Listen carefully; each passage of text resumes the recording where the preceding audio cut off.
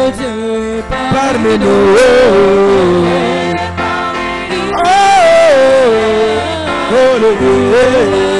Oui, soyez concentrés, laissez fermer. Dieu parmi nous. Yes, chantons-nous tous bien aimés. J'aimerais que toute l'église nous chantons. Nous avons laissé fermer. Alléluia Jésus. Gloire à Dieu. Jésus Nanga. L'agneau de Dieu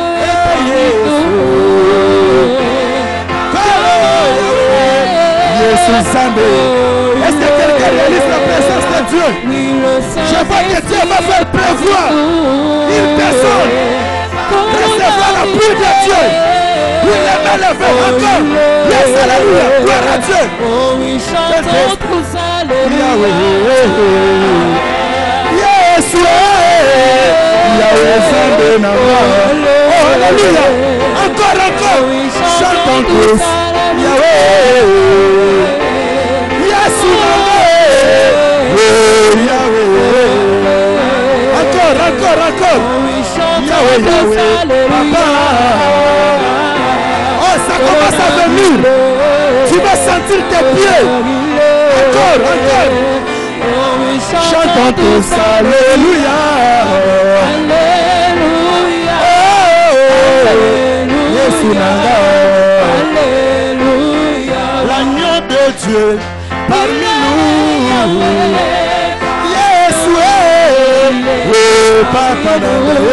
Il est parmi nous. Oh, le Saint-Esprit est parmi nous. Il est parmi nous. Yahweh, Jésus Nanga. Oui, encore plus fort. Oh, l'agneau de Dieu parmi Yahweh. Papa, sois concentré, toute l'église. Sois dans l'attitude, bien-aimé. Oui, je sens, tu vas sentir la pluie de Dieu. Sois concentré, bien-aimé. Oui, nous chantons en esprit. Alléluia. L'espoir, alléluia. Oui, chantons tous. Alléluia. Alléluia. Oh, Jésus Nanga. Alléluia. Oh, le Saint-Esprit parmi nous. Il est parmi nous. Yahweh. Oh, Nanga. Oh, Parmi nous. la main cachée parmi nous, Yahweh. Yes, oh, oh, oh. Le Saint-Esprit est parmi nous. Oh, yes, oh, yes. Je sens sa présence. Alléluia. Le Saint-Esprit est parmi nous. Comment ça va, bien-aimé? Oh, Robaba Yasso. Alléluia. Oh, chantons tous. Alléluia. Alléluia. Alléluia. Alléluia. Alléluia. Alléluia.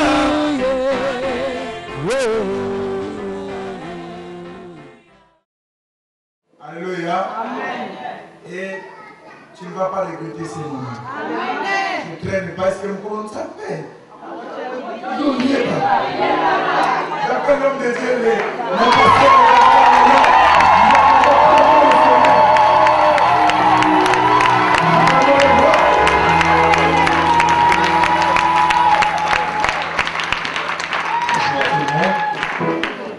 Je suis arrivé en grand retard et de vous faire attendre. On va essayer de voir dans la grâce de Dieu ce qu'on peut faire. Est-ce que vous préférez de saluer votre voisin en disant ça, c'est pas moi qui vous salue le pasteur Roland. Voilà. Que Dieu soit. Je voudrais, avec votre permission, présenter mon ami frère Cyril qui m'accompagne. Cyril, peut te lever s'il te plaît. Voilà. Que Dieu soit béni. Mais surtout, je voudrais dire un grand merci au pasteur. Donc, j'ai appris à connaître, à aimer, à apprécier. Si vous avez une Bible en ce début d'après-midi, ouvrez votre Bible avec moi dans Romains, plutôt en Genèse. Genèse au chapitre 38. La lecture est assez longue, mais je préférais la sectionner. Genèse 38. Si vous aurez le temps à la maison, vous partez du 1er au 30e verset. Je voudrais lire la fourchette du verset 12 au verset 30. Genèse chapitre 38. Les jours s'écoulèrent et la fille de Choua, femme de Juda, mourut. Lorsque Juda fut consolé, il monta à Timna, vers ce qui tondait ses brebis, lui et son ami Ira, la Dulamite. On en informant Tamar et on lui dit, voici ton beau-père qui monte à Timna pour tondre ses brebis. Alors elle ôta ses habits de veuve, elle se couvrit d'un voile et s'enveloppa, et elle s'assit à l'entrée des Naïm sur les chemins de Timna, car elle voyait que Sheila était devenu grand et qu'elle ne lui était plus point donnée pour femme. Juda la vit et l'a pris pour une prostituée parce qu'elle avait couvert son visage. Il aborda sur le chemin et dit, laisse-moi aller vers toi, car il ne connut pas que c'était sa belle-fille. Elle dit, que me donneras-tu pour venir vers moi? Il répondit, je t'enverrai un chevreau de mon troupeau. Elle dit, me donneras-tu un gage jusqu'à ce que tu l'envoies? Il répondit, quel gage te donnerai-je? Elle dit, ton cachet, ton cordon et les bâtons que tu as à la main. Il les lui donna. Puis il alla vers elle et elle devint enceinte de lui. Elle s'éleva et s'en alla, elle ôta son voile et remit ses habits de veuve. Juda envoya les chevreaux par son ami la Dulamite pour retirer les gages de main de la femme, mais il ne la trouva point. Il interrogea les gens du lieu en disant, où est cette prostituée qui se tenait à Inaïm sur les chemins? Ils répondirent, il n'y a point eu ici des prostituées. Il retourna auprès de Juda et dit, je ne l'ai pas trouvée. Et même les gens du lieu ont dit, il n'y a point ici des prostituées. Juda dit, qu'elle garde ce qu'elle a, ne nous exposons pas au mépris. Voici, j'ai envoyé ces chevreaux et tu ne l'as pas trouvé. Environ 3 mois après, on vint dire à Juda, Tamar, ta belle-fille s'est prostituée, et même la voilà enceinte à la suite de sa prostitution. Et Juda dit, fais-la sortir, faites-la plutôt sortir, et qu'elle soit brûlée.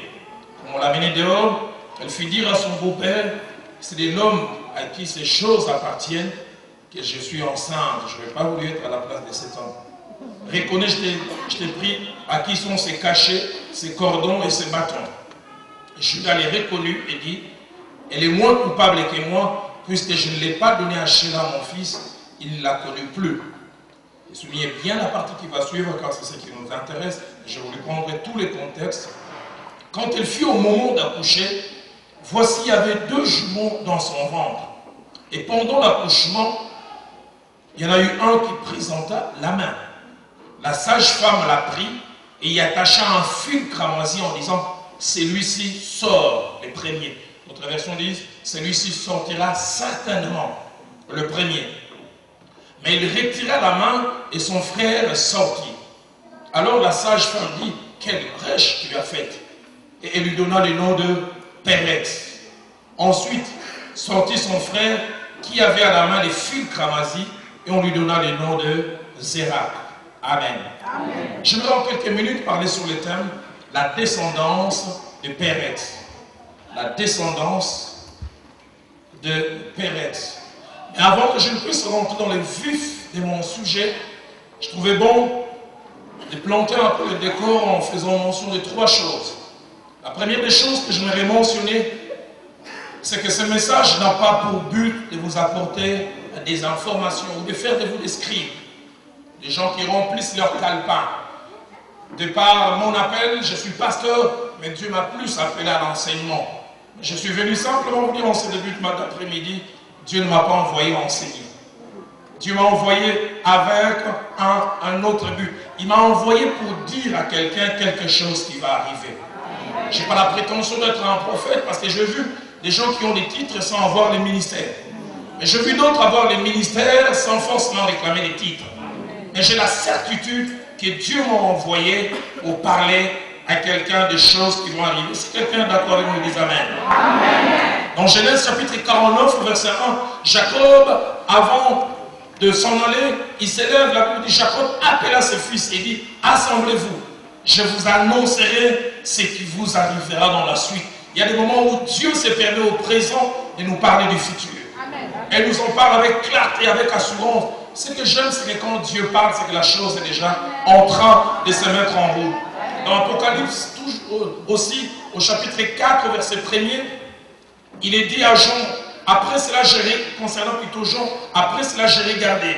Et voici une porte était ouverte dans le ciel.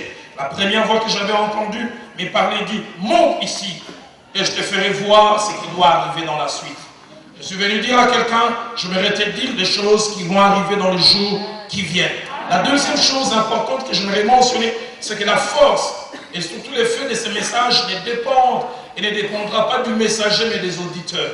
Ça c'est ce que Dieu m'a dit. Et tout ne dépend pas de ce que je vais dire, et tout dépend de tout, comment toi tu vas les recevoir. Il est arrivé un jour en Israël, un prophète s'est levé, il a déclaré des choses. Il a dit demain à 7 h, on aura de la nourriture pour tel prix. Les messages étaient les mêmes. L'auditoire était différent. Les uns ont dit oui. L'un a dit, même quand Dieu ferait des fenêtres au ciel, pareille chose ne se ferait pas. Et la Bible dit, il lui a été dit, tu le verras de tes propres yeux, mais tu n'en mangeras pas. Je ne sais pas comment vous allez réagir à ce message. Vous allez réagir en intellectuel, en cartésien. Votre problème, il y a des messages qu'il faut réagir simplement en homme simple, qui accepte la parole, et cette parole peut avoir des effets dans notre vie. Quelqu'un peut m'aider à dire Amen. Amen. Troisième et dernière chose, c'est que la parole de Dieu est la méthode de Dieu pour changer nos situations. Il faut, avant de changer toute chose, Dieu nous envoie d'abord et surtout sa parole. Dans le psaume 107 au verset 20, alors que le peuple est au plus fort des doutes et des questions, la Bible dit dans leur détresse, ils criaient à l'Éternel. Il les délivra de leurs angoisses, mais il les dit surtout, il a envoyé sa parole, et sa parole les guérit. À combien de fois la parole n'est-elle pas venue avant toute chose? Une parole que l'on saisit et qui change les cours de notre vie. Oh, Dieu parle à quelqu'un et sert-toi de moi comme un simple instrument. La parole, avant de changer les événements, nous change d'abord nous-mêmes. Ah, cette femme appelée Anne a entendu cette parole et la Bible dit son visage ne fut plus le même. Sa situation était encore la même, mais son visage à elle avait changé. J'ai pris que quelqu'un, à lui de cette parole, regarde les choses différemment. Mais deuxièmement, cette parole qui vient de la part de Dieu, elle devient comme une boussole, un guide. C'est elle qui nous dirige, c'est elle qui nous conditionne dans notre manière de marcher et de faire. À Jean, quand le psalmiste dit, ta parole est une lampe à mes pieds et une lumière sur mon sentier. J'en parlais il y a quelques minutes avec quelques personnes. 2007 a été une année très très difficile dans ma vie, dans ma marche, dans mon ministère. Pour la première fois, j'ai été secoué. Et secoué à un niveau fort. Et j'arrive aux États-Unis, je suis dans la ville de Dallas. J'étais invité à manger. Alors qu'on était simplement en train de manger. Et là, j'ai aimé une chose, exercer des dons spirituels avec maturité. Avec maîtrise. Il y a des gens qui pensent que quand ils doivent parler de la part de Dieu, pour que cela soit acceptable, la partie noire des yeux doit disparaître. Et simplement la partie blanche, alléluia. Il faut trembler. Ah, je n'ai rien contre les sœurs, mais surtout les sœurs. Quand un message vient de la part de Dieu, non, non, non, non, non, non. Quelqu'un dit, Dieu commence à bégayer. Mais alors qu'on était à table, simplement, je demandais, puis-je avoir un peu de sel? Et la dame qui était en face de moi, une américaine, en me donnant le sel principal, l'Éternel. C'est lui à qui je suis en train de donner le sel. Il m'a rappelé d'abord mon nom, le nom de mon père, de ma mère. Il m'a rappelé un nom comment on jouait au foot à 10 ans à Kinshasa, qu'on m'appelait, avec un accent anglais. Je ne vais pas le dire, hein, c'est ici pour que vous ne m'appeliez pas comme ça. Elle m'a rappelé la situation par laquelle je suis en train de passer. Je ne leur ai rien dit. Et là, c'était le nom de 3 personnes qui étaient derrière. J'avais la chair des poules. Il m'a dit, voilà ce que Dieu me dit, il va faire. Quand tu vas rentrer au pays, fais 33 jours. Bois simplement du jus le soir. Et quitte ton lit avec ta femme, passe la nuit par terre. Et vous verrez ce que Dieu va faire. Waouh! J'aime quand Dieu parle. J'aime quand il y a une parole qui devient pour vous une boussole. Une boussole, quelque chose qui vous conduit et qui vous dirige. Il a dit, si vous le faites 30 jours après que vous ayez fini ce temps de prière, Dieu va ouvrir une brèche et tu commenceras un travail qui va laisser des traces dans les annales de l'histoire de l'église au Congo. Et puis quand elle a fini, elle a continué comme si de rien n'était. Waouh! Donc des gens qui exercent des dons spirituels avec maturité et maîtrise. Moins d'une semaine après, je suis rentré au pays, j'en ai parlé à ma femme, elle a été d'accord du coup. Donne-nous des gens qui sentent la même chose. Et on s'est mis à prier avec. Pasteur Yohan, c'était dur. Au 10e jour, j'avais les prières qui ne finissaient pas. Je te rends ça.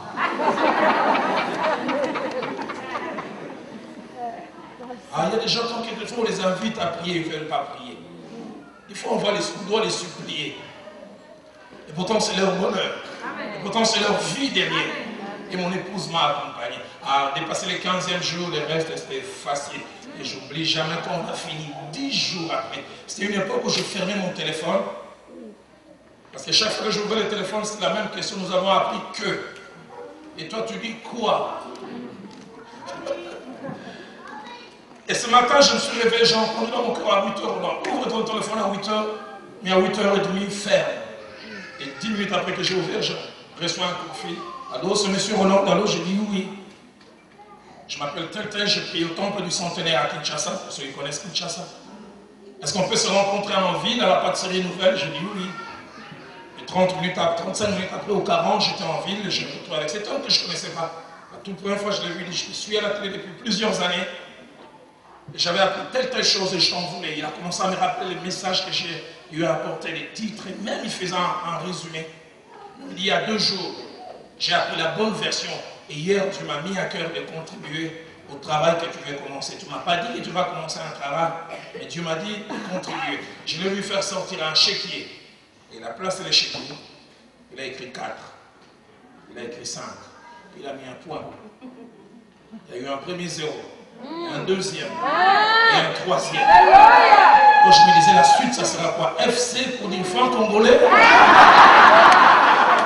Je l'ai vu simplement faire un S et puis il a fait 2 barres. 45 000 $. Je lui ai dit, monsieur, vous permettez que je me retire un peu? Il a dit, sans problème. Je suis allé aux toilettes, j'ai fermé. Il y a des choses que je ne pouvais pas exprimer devant lui. Donc on nous a battu au tiki-tiki.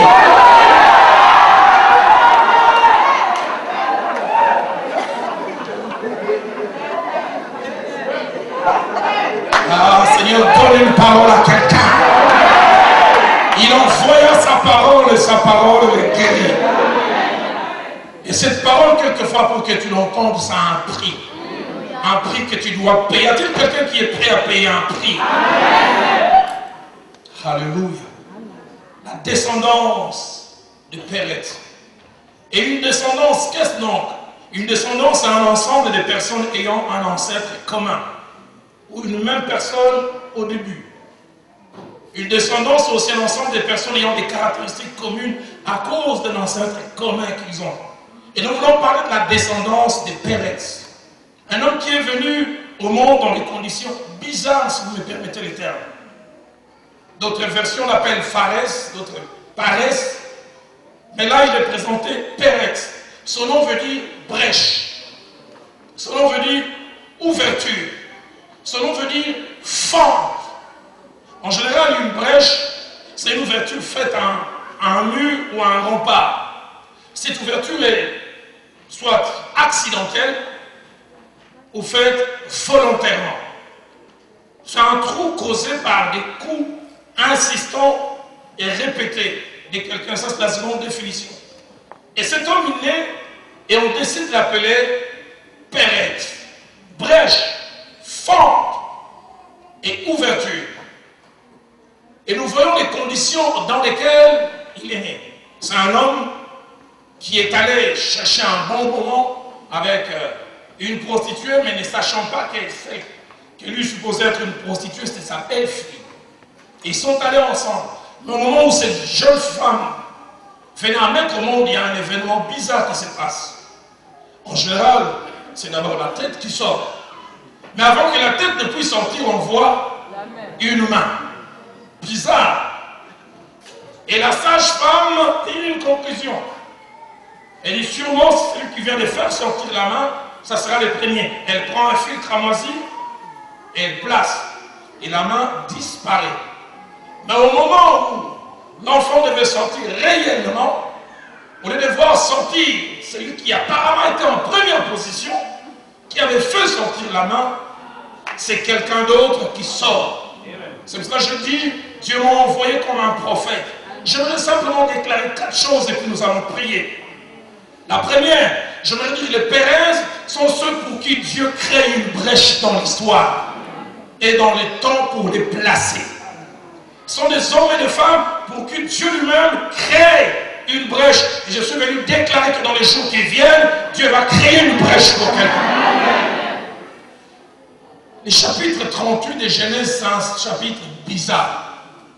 Quand nous lisons Genèse 38, on commence à parler de l'histoire de Joseph. Comment il est né, comment il a grandi, comment ses frères ne l'aimaient pas.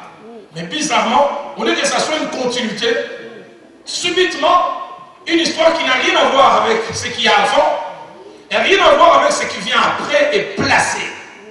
On se demande qu'est-ce qui s'est passé. Pourtant la Bible dit, ce n'est pas par eux-mêmes que les hommes ont parlé. C'est poussé par l'Esprit que des hommes ont parlé et écrit de la part de Dieu. Donc apparemment c'est comme si le Saint-Esprit qui avait inspiré Moïse, qui a écrit le Nouveau Testament, l'Ancien Testament, il était en train d'écrire, puis le Saint-Esprit se souvient,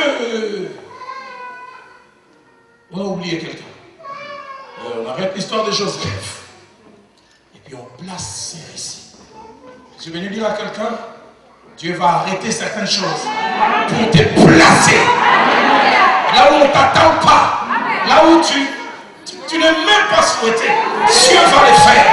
Je suis venu déclarer à quelqu'un dans les jours qui viennent, tu seras un cheval non partant de la course, mais tu vas gagner la course.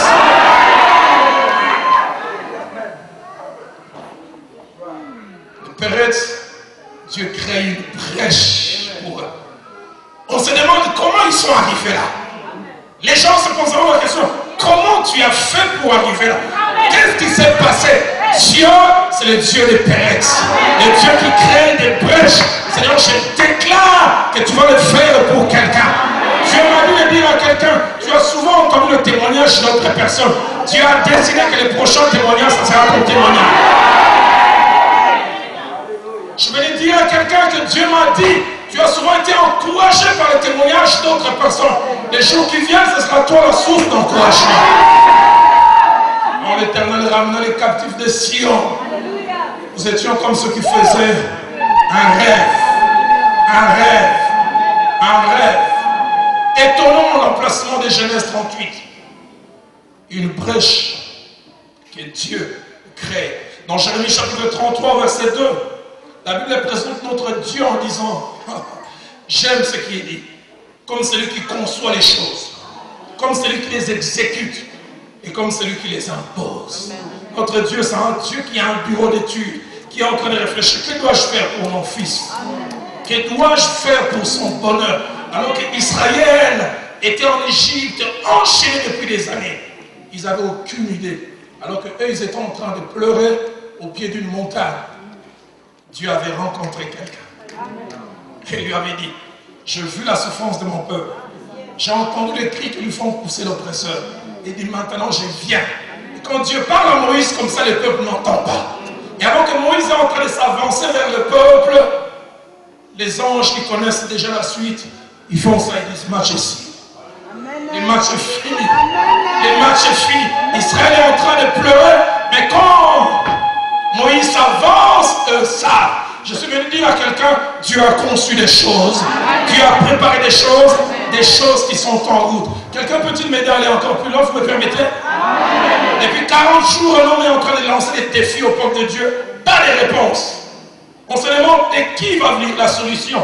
Un père envoie son fils en disant, va voir tes frères, le ciel qui connaît la suite. Chaque pas qui rapproche David du champ de bataille, et ils savent que le match est fini. Quand on regarde Goliath, il dit, ça n'est fini de toi. Je suis venu déclarer à quelqu'un, ta solution avance. La solution avance. J'entends les cris. J'entends les bruits qui annoncent la pluie. Le ciel est tout bleu, mais moi j'entends les bruits qui annoncent la pluie. J'entends cela. J'entends cela. J'entends cela. Vous savez, Dieu n'est jamais en retard. Je suis venu dire à quelqu'un qui a reçu une promesse de la part de Dieu. Dieu va créer une brèche pour l'accomplir. Dans Ézéchiel au chapitre 1er au verset 1er, la Bible dit, la 30e année, le 5e jour du 4e mois, C'est Ézéchiel qui dit, comme j'étais assis parmi les captifs du fleuve Kébar, les cieux s'ouvrirent et j'eus des visions divines. Merveilleux passage. Ézéchiel s'était converti quand il avait l'âge de 20 ans.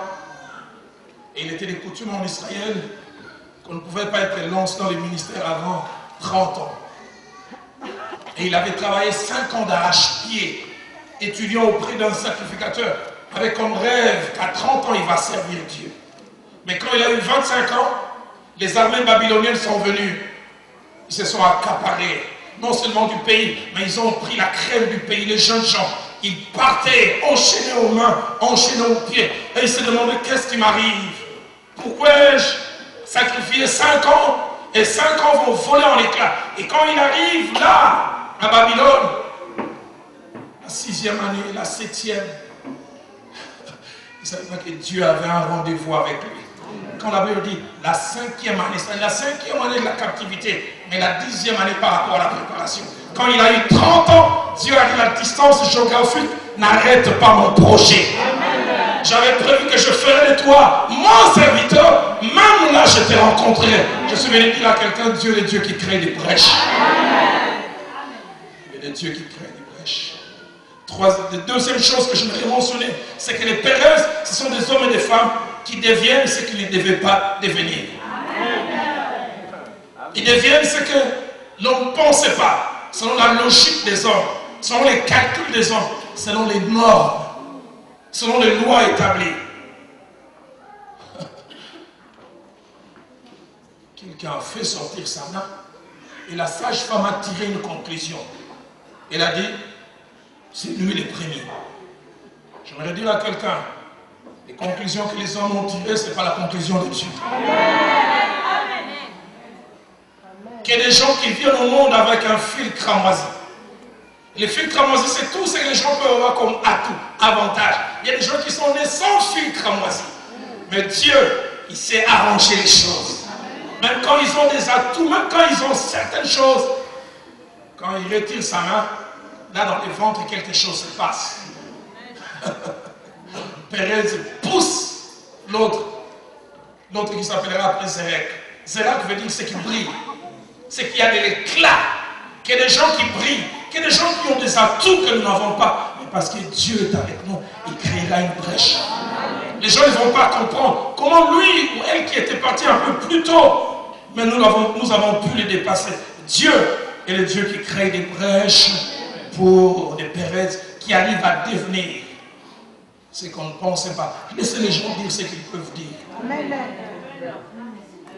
Laissez les gens déclarer ce qu'ils peuvent déclarer. Amen. Il y a 6 ans, j'ai prêché un dimanche, plutôt un 31 décembre, au grand stade chez nous, au stade de Marty. C'était des journées organisées par un groupe qui s'appelle chez nous Saint-Malin. Je suis rentré dans ce stade de 80 000 personnes. J'étais l'orateur principal. Avant de commencer à prêcher, je me suis mis à pleurer. Je me suis rappelé que 12 ans avant, j'avais un aîné brillant dans les ministères. Les amis l'appelaient même le vice-dieu. Tellement il était fort, il avait des révélations. Un jour, nous sommes passés devant ce stade, il m'a dit, Roland, toi-même en rêve, tu ne prêcheras jamais ici. Ce genre d'endroit est fait pour nous. Il n'a jamais prêché là-bas, même en rêve. Mais ce jour-là, moi, les chevals non partants, je suis venu dire à quelqu'un, tu deviendras ce que les gens ont dit que tu ne vas pas devenir. Et Dieu va confondre les forts. Dieu va confondre ceux qui ont tiré des conclusions. Cette femme a dit, c'est lui le premier. Ça, c'est ce que les hommes ont dit. Mais Dieu a et aura les derniers mots. Je suis venu dire à quelqu'un, toi dans ta vie, au maximum, les hommes auront l'avant-dernier mot. Au maximum. Car le dernier mot reviendra à Jéhovah. Et peut-être quand ils arrivent et qu'ils deviennent ce qu'ils doivent devenir, eux-mêmes sont étonnés d'être là. Ils n'arrivent pas à expliquer. Ils constatent simplement. Venez leur demander, mais qu'est-ce que tu as fait? Ils peuvent dire, je ne sais pas. Je constate simplement. J'aimerais dire à quelqu'un, ces choses vont se passer dans ta vie. Et quand ces choses se passent dans la vie des Pérez, les Pérez deviennent des hommes humbles. Parce qu'ils sont conscients que tout ce qu'ils sont, tout ce qu'ils ont, non, c'est seulement la grâce de Dieu. Deuxièmement, les pères, ce sont des hommes et des femmes pleins de reconnaissance. Parce qu'ils reconnaissent que Dieu est la source de leurs ressources. Tout ce que j'ai, c'est Dieu. Tout ce que je suis devenu, c'est Dieu. Je suis venu dire à quelqu'un, parce que Dieu me l'a dit ce matin quand j'ai prié. Dans les jours qui viennent, quelqu'un qui ici va verser beaucoup de larmes, comme il a versé dans le passé. Mais des larmes non plus de tristesse, des larmes non plus de douleur, mais des larmes de bonheur, des larmes de joie, des larmes parce que Dieu a fait des choses. Ces choses sont sur le point d'arriver dans ta vie. Les pères, quand ils deviennent ce que Dieu a voulu, les autres aussi qui ne les attendaient pas sont étonnés. Ils se posent la question, qu'est-ce qui se passe? Dans Actes des Apôtres, chapitre 4, verset 13, la Bible parlant des apôtres dit, lorsque les gens virent leur assurance, celle des Pierre et des gens, ils furent étonnés, sachant que c'était des hommes du peuple sans instruction. Qu'est-ce qui fait qu'ils prêchent comme ça? Qu'est-ce qui fait qu'ils disent ce qu'ils sont en train de dire? Les pérètes, ils déjouent les pronostics, ils changent les cours de l'histoire. J'aime dans 1 Roi chapitre 18, verset 41 à 46, quand l'homme de Dieu a vu cette paume de main, et il a dit, allez dire à Akab d'atteler son char et de partir. Bizarre, Akab est parti avec un char. Mais la Bible dit concernant Élie, lui il est parti à pied. Mais bizarre, à la fin il est arrivé à fond. Ils n'avaient pas les mêmes moyens. Mais la Bible dit parce que la main de l'Éternel était sur lui. J'aimerais dire à quelqu'un, les gens ont des atouts, mais toi ton atout c'est Dieu. Et parce que ton atout c'est Dieu, tu vas frayer un chemin. Et les gens seront étonnés, ils vont se poser la question, qu'est-ce qui s'est passé? Mais permettez de placer le troisième point. Troisième point, c'est que les périodes sont inarrêtables. Faites attention de combattre un pérette. Quand vous combattez quelqu'un, faites attention qui est derrière. Vous ne savez pas qui est derrière. J'ai grandi dans une ville où il y avait beaucoup de banditisme. Alors on nous disait, quand vous allez à Matete, faites attention. Quand tu as 15, 16 ans, tu vois un petit de 8 ans venir dire, vieux, la Robert, je vais te cogner. Fais attention. Toi, tu crois que c'est lui, mais quelqu'un qui s'appelle Motonangue et dit donc le vrai combattant, ce n'est pas celui que tu vois. Le vrai, il est derrière. Je dis, quand vous combattez, ceux qui ont Dieu, faites attention. Les gens voulaient combattre les gens qui avaient Dieu, comme Ali a dit, hey, faites attention. Ne courez pas le risque d'avoir combattu contre Dieu. Et les pérettes, parce qu'ils ont Dieu, ils sont inarrêtables. Rien ne peut les arrêter. J'aimerais vous parler de deux pérettes, et puis je vais toucher le quatrième. Lisez avec moi 2 Samuel, au chapitre 5. Merveilleux passage. Un descendant de pérettes.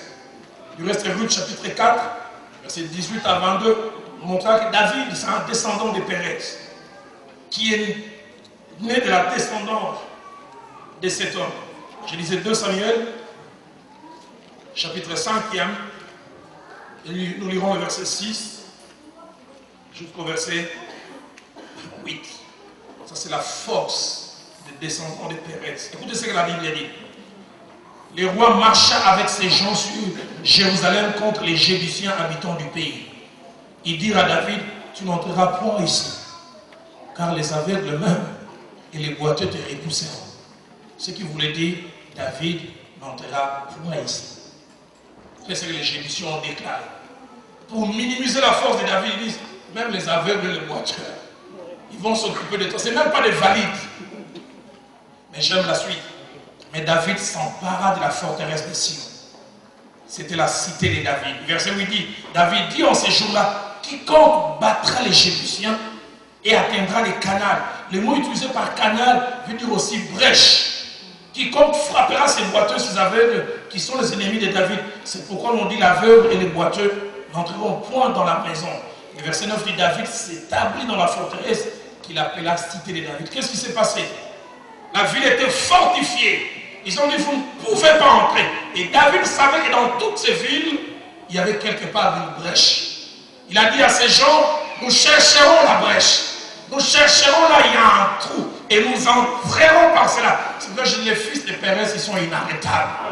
Quand vous les arrêtez, puisqu'ils s'appellent brèche, Ils savent trouver là où il y a la brèche. Et ils finissent toujours par y entrer. Faites attention. Quand vous avez en face de vous un fils ou une fille de Pérez. Mais j'aime encore Luc chapitre 4, merveilleux passage. Là, c'est encore un descendant de Pérez. Et vous disiez que ma Bible à moi, je ne sais pas si c'est la même chose chez vous. Luc 4, 28 à 30. Ils furent tous remplis de colère dans la synagogue lorsqu'ils entendirent ces choses. Et s'étant levés, ils les chassèrent de la ville et les menèrent jusqu'au sommet de la montagne sur laquelle leur ville était bâtie, afin de les précipiter en bas. Vous savez, la lapidation pour les Juifs, c'était une chose facile. Qu'est-ce qu'ils faisaient? Si vous arrivez à Jérusalem, vous trouvez que Jérusalem, c'est une ville plein de pierres. Et ils amenaient quelqu'un sur une montagne. Quand ils arrivent dans une sorte de falaise, ils te lancent. Tu tombes. En tombant, déjà, tu reçois ce qu'on appelle des chocs collatéraux. Gonflé là-bas, tuméfié. Puis après, ils prennent les pierres et ils commencent à te jeter. Et ils prenaient quelqu'un qu'ils voulaient achever. Mais ceux qui ne savaient pas que c'était un descendant de Pérez. La Bible dit, merveilleux passage. S'étant levés, ils les chassèrent de la ville. Ils les menèrent jusqu'au sommet de la montagne sur laquelle leur ville était bâtie, afin de les précipiter. Mais le verset 30 est étonnant. Mais Jésus, passant au milieu d'eux, s'en alla. Amen. Bizarre. Il amène, il les pousse. Ils arrivent juste au moment. Ceux qui savent parce qu'ils ont un fils de Pérez qui a comme spécialité les brèches. On ne sait pas ce qui s'est passé. Amen. Papa Yohan, nous quand on était petits, on jouait à ce qu'on appelle cache-cache et autre chose. Il pâtait, je ne sais pas en français comment on dit, vous qui avez ici. Comment on dit les pâtés en français? Bon. Des fois, quand on t'attrape ou pas, tu t'es imbibé d'huile. Quand finalement quelqu'un veut te saisir, tu deviens glissant. Et je me souviens quelquefois quand on jouait à ces jeux, et les pâtés, vous allez m'aider à dire en français, c'est quoi? Porter une chemise, mais tu la ranges et pas fermer les boutons. Quand quelqu'un pense t'avoir saisi, tu lui laisses les trous. Il n'a que la chemise, mais celui qui était dans la chemise est parti. Les fils des Pérez sont inarrêtables. Inarrêtables. On l'a amené pensant les précipiter. La Bible ne dit pas qu'il a fui. Je ne sais pas si dans vos Bibles il dit il a fui. La Bible dit il passa au milieu d'eux. Les fils des Pérez sont inarrêtables. Et la dernière des choses, avant que nous puissions prier, c'est que les fils des Pérez engendrent des grands. Ils engendrent des icônes. Ils engendrent des personnes inoubliables. Les fils de Pérez engendrent des personnes qui marquent l'histoire. Pasteur Yohan, je suis venu te dire, tu auras des fils dans la foi qui iront là où toi tu n'es pas allé. Ils iront tôt là où toi tu es allé tard. Ils espèrent longtemps vite ce qui t'a coûté du temps. J'aimerais que tu sois fier d'eux. J'aimerais que tu les bénisses parce qu'ils feront ta joie. Ils feront ta fierté. Les Pérez, ils engendrent des icônes. Ruth, au chapitre 4, verset 18 à 22, nous allons lire.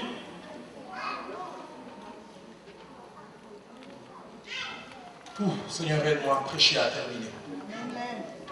Ruth, chapitre 4, verset 18 à 22. La Bible dit, voici la postérité de Pérez. Pérez engendra Étron. Étron engendra Ram. Ram engendra Aminadab. Aminadab engendra Nachon. Nachon engendra Salmon. Salmon engendra Boaz. Boaz engendra Obed. Obed engendra Isaïe. Et Isaïe engendra David. Et Pérez engendre une progéniture qui marque l'histoire. Une progéniture qui laisse des marques. Et des marques indélébiles. Des gens pour qui l'histoire va laisser une ouverture. J'aimerais nous inviter en ce début d'après-midi à nous lever. J'aimerais demander aux musiciens de s'avancer. Dieu m'a dit simplement, quand j'aurai fini de prêcher, que nous puissions un petit moment plonger dans sa présence. Quels les cantiques qu'ils vont entonner, je ne sais pas. Je n'en ai même pas un qui monte dans mon cœur directement. Mais j'aimerais leur demander de se placer. J'aimerais dire comme les prophètes a dit ces jours-là, Y a-t-il un joueur de harpe ici?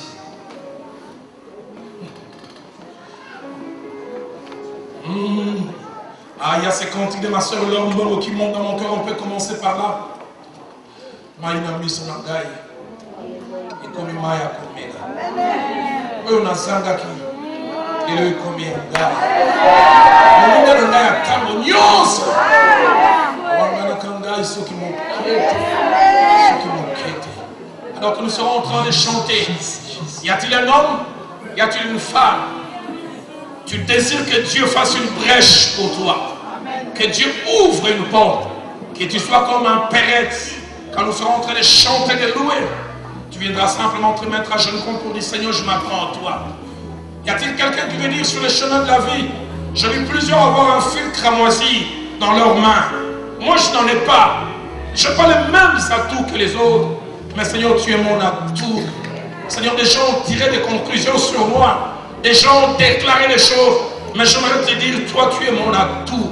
Tu es tout pour moi.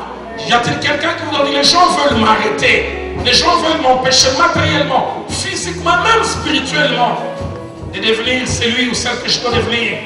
Mais je réalise que je suis un fils, une fille de Pérette, et rien ni personne ne m'arrêtera. Y a-t-il aussi quelqu'un qui me dit, pasteur, prie avec moi, car je les sens, j'engendrerai une génération inoubliable. En moi sommeil, des hommes, des femmes qui vont servir Dieu, des musiciens. En moi sommeil, des politiciens. Du reste, quand je priais ce matin, Dieu m'a dit, il y a une femme qui est rentrée dans ces pays il y a 5 ans et qui se pose des questions. Dieu m'a dit, un de tes fils deviendra grand sur le plan politique dans cette nation. Il m'a dit, à toi-même, Dieu l'a déjà dit. Dieu m'a dit, dans 20 ans, tu verras ce qui sortira de ce petit garçon. Il sera une référence. Il sera une icône. Maïna Misonangai. Maïna Misonangai. Et comme Maïa comme. Ah, c'est ce que Dieu est en train de vouloir faire. C'est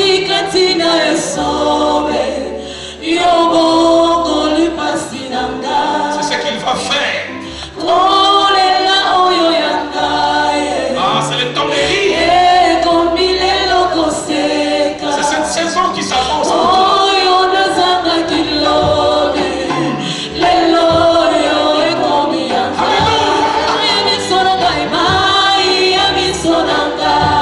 Dieu va créer une brèche. C'est ce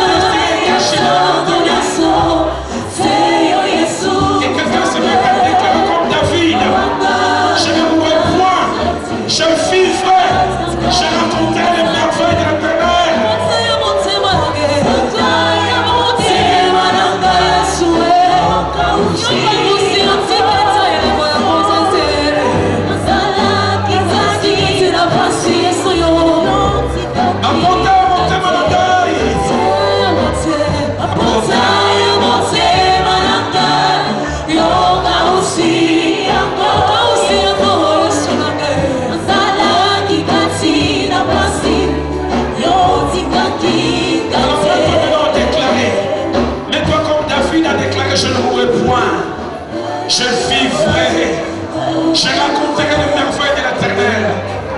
Paul a dit, j'ai cru, c'est pourquoi j'ai parlé. Commence à déclarer. Ils l'ont vaincu à cause du sang de l'agneau, mais aussi à cause de la parole de témoignage. Personne ne m'arrêtera. Personne ne m'arrêtera. Personne ne m'arrêtera mon chemin, mon parcours. Ah!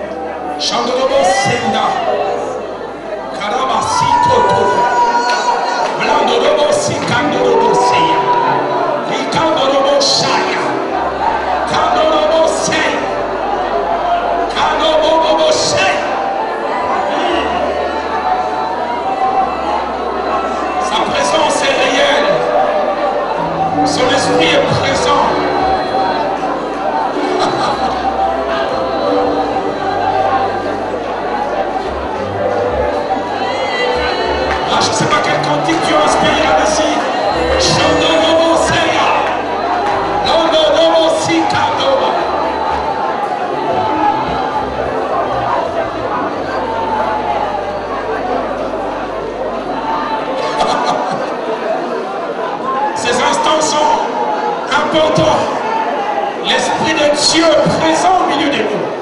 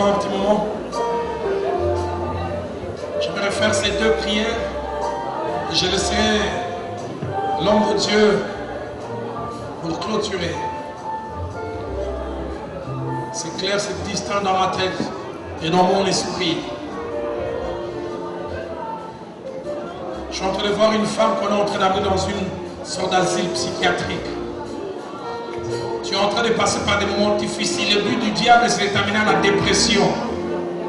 Désormais, tu n'as même plus de sommeil naturel. Tu es devenu dépendante des pilules pour dormir.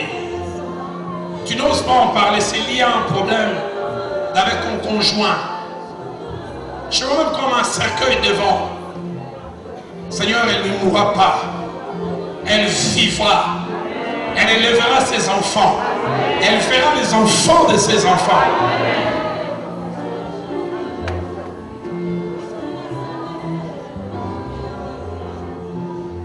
Alors Dieu me montre un jeune homme, je vois 2, 8, 28 ans.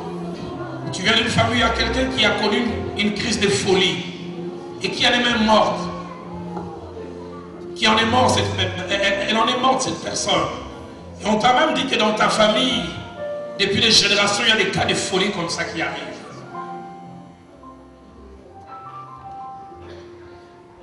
Seigneur, ce jeune homme ne deviendra jamais fou. Même si cela a été programmé. Donc nous serons en train de chanter ces cantiques de nos frères de Gaël. Kita, mon limo, Kita, Kita. Dieu va travailler. Il va toucher certains. À certains, il va vous dire des choses, des paroles. À certains, il va donner un verset biblique. J'aimerais dire ces instants, ces quelques 5 minutes qui vont suivre sont importants. Un esprit de mort va quitter quelqu'un avec fracas, car Dieu a décidé que tu ne mourras pas. Une puissance de la dépression va lâcher une jeune femme. Molimo Kita.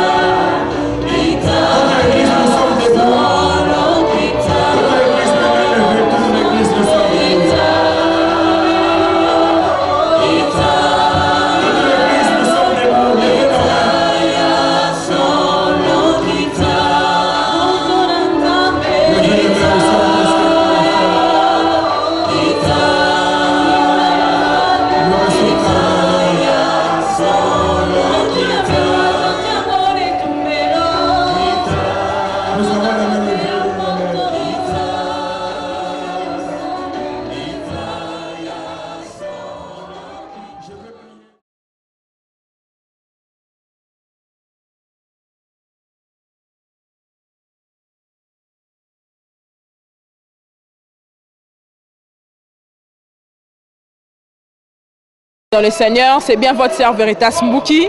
Dieu nous a fait grâce à l'église Miracle à Paris, là où Dieu a planté l'homme de Dieu, le pasteur Yohan Tanfoumou, de recevoir un homme de Dieu. Comme nous tous on a fait notre entrée, l'église aussi Miracle a fait sa rentrée en recevant l'homme de Dieu, le pasteur Roland Dalo de Kinshasa. Tant on dit diki yo yebate. Mes respects l'homme de Dieu. Bonjour ma soeur. Ça fait très longtemps que vous n'avez pas vu. Oui, exactement. Je pense que la dernière fois que j'étais ici, c'est il y a plusieurs mois en arrière. Et Dieu a permis que je revienne. Vous allez bien? Très bien. L'église Miracle, les aigles et tous les serviteurs de Dieu à l'église Miracle, et ainsi lui-même, le pasteur Yohan Tanfoumou, vous remercie beaucoup de votre présence parmi nous. C'était une surprise pour tous les peuples de Dieu qui sont là aujourd'hui venus écouter le message. Aujourd'hui, vous avez prêché sur la descendance des pères extes. Pourquoi vous avez choisi ce thème-là? Non, c'est un thème qui m'a été imposé dans mon cœur. J'ai eu contact avec le pasteur Yohan vendredi. J'ai quitté Kinshasa depuis mercredi et avec l'idée de mardi le soir plutôt. Je suis arrivé à Bruxelles mercredi. Avec l'idée de rentrer à Kinshasa samedi, j'étais venu visiter un ami serviteur de Dieu qui est venu se faire soigner. Mais les circonstances ont fait que je prolonge mon séjour. Et là, on a pris contact, on a parlé de la possibilité que je vienne prêcher. Mais dès que je me suis mis à prier, j'ai trouvé ce texte que j'avais médité il y a quelques temps. Et Dieu m'a dit, c'est sur ça que tu dois parler, parce que c'est ce que je veux faire. C'est un peu ce que j'ai essayé de dire. Je suis en général un enseignant, mais Dieu m'a dit, va parler comme un prophète, déclare des choses, et des choses vont s'accomplir. J'aimerais vraiment le dire comme je l'ai dit au culte. Je ne suis pas venu apporter des connaissances. Je ne suis pas venu pour que les gens aient plus d'informations. Je suis venu communiquer quelque chose et déclarer ce que Dieu va faire. Et Dieu est en train de vouloir introduire une génération, la génération des Pères Extes. Merci beaucoup, pasteur Roland Dalo. Je voulais savoir qui est Père Exte. Et c'est un tribu ou c'est une personne? Et Zérach, qui sont ces deux personnes-là? Parce que vous avez parlé sur Genèse 38. Dans la Bible, dans Genèse 38, de verset 12 jusqu'au verset 30, il nous a montré comment cette jeune femme a eu ses deux enfants, ses jumeaux, d'une manière assez accidentelle, par un rapport, on peut dire, incestueux. Mais au moment de leur naissance, la Bible nous montre qu'il y a un qui s'était présenté en premier, c'était Zérach. Et le nom de Zérach veut dire ce qui brille, ce qui attire. Et quand sa main est sortie, la sage-femme a tiré des conclusions en disant c'est lui le premier. On a placé un fil cramoisi. Et quand il a fait rentrer sa main, celle-ci s'attendait à ce que ce soit lui qui sort en premier. Mais étonnant, au lieu que ce soit lui, c'est l'autre qui n'avait pas de fil cramoisi. Simplement pour dire que autant les Zérach sont des gens qui brillent, qui ont des atouts, mais Dieu a une génération, c'est les Pérettes. Et le nom des Pérettes veut dire brèche, ouverture, fente. Et les Pérettes sont des gens pour qui Dieu ouvre une brèche. Des gens inattendus, des gens qu'on n'espérait pas, des gens à qui l'on n'accordait pas, entre guillemets, une chance, mais des gens qui sont des choqueurs de Dieu, que Dieu a introduits. Et je suis venu déclarer encore que Dieu va t'introduire dans des sphères, dans des dimensions dans lesquelles tu n'as jamais rêvé, parce qu'il a décidé de les faire. Merci beaucoup, pasteur Roland Dalo. Je n'ai pas trop de questions à poser parce que vous avez déjà tout déclaré au peuple de Dieu qui sont en train de suivre, les paroles de bénédiction. Et je voulais savoir où se trouve votre église et les paroles de bénédiction pour l'église Miracle. Notre église à Kinshasa se trouve sur Avenue de la Science, juste à côté de l'Isanga, sur Avenue de la Science 3946. Et nous avons nos cultes chaque dimanche, partant de 7h30 à 9h30, ça c'est le premier culte. Et le deuxième culte va de 10h jusqu'à midi. Jeudi, nous avons une réunion assez spéciale qui va de 5h30 du soir jusqu'à 7h30 du soir. Là, on prie sur les nattes. Les gens se retrouvent en grand nombre. C'est même une réunion qui ne réunit pas seulement ceux de Philadelphie. Les gens viennent de partout. À ceux qui nous suivent au travers de médias, je suis vraiment venu déclarer. Et comme je l'ai dit dans les cultes, tout ne dépend pas de ce que j'ai dit. Tout dépend de comment vous recevez cela. Il est arrivé un jour, l'homme de Dieu a déclaré que demain à 7h, les gens auront telle portion de prix, telle portion d'orge pour presque rien. Les uns ont accepté, quelqu'un d'autre a dit, quand Dieu ferait des fenêtres au ciel, cela n'arriverait pas. Mais je suis venu déclarer que Dieu va les faire selon que vous les croyez. Et si vous les croyez, que cela vous soit donné, que Dieu vous bénisse. Merci beaucoup, homme de Dieu, que l'Éternel vous bénisse et plein de bonnes choses, que Dieu vous emmène de gloire en gloire. Peuple de Dieu, c'était le pasteur Roland Dalo avec thème le descendant des Perses. Monsieur le pasteur, aujourd'hui vous êtes venu vous rendre visite à l'église Miracle. Lors de vos enseignements, nous avons constaté que vous avez soulevé des problèmes. Le premier problème que vous avez soulevé pour l'autoprogrammation de nos pasteurs, certains pasteurs ces programmes, Bishop, d'autres problèmes qui se promettent.